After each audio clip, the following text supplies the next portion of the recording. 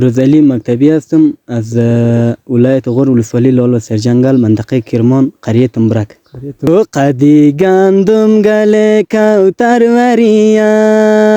امو چادر سوزک دل بروریا دا پوجی کدا که استموشونا قدکشی مثل خیمچه تروریا افتیوی سرخ مغزی سرمجوشا شیرینی بندی دل مدگو مدوشا اخ با دل گفتم یکک بوسه بگیرم بلب خندید که گو سلامو چوشا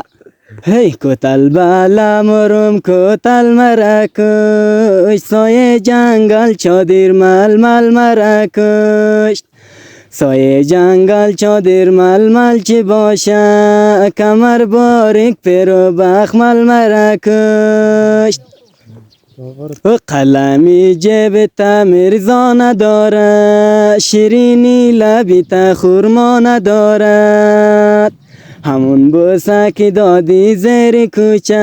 از ملا پرسیدم گناه ندارد پروا نداره هر مرزایی که باشه مقصد نداره دیگه لا دختر سفید است بند پایت تو را دست من نمیده او لالایت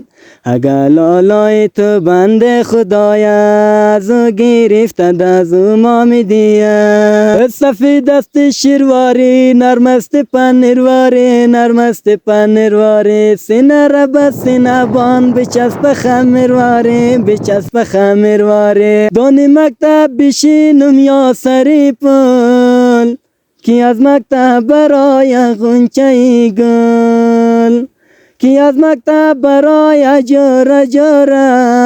هوا خوری بری بامیان کابل عجب دیوانگی هم کنه دل تو را در نیمه شب از من تقاضا میکنه دل بیا در بام بیا در گوشه بام بیا که ما کنیم یک عهد و پیمان اگه میلی دل در عاشقی نفت جان جانه جوابم را بده ای نامسلمان.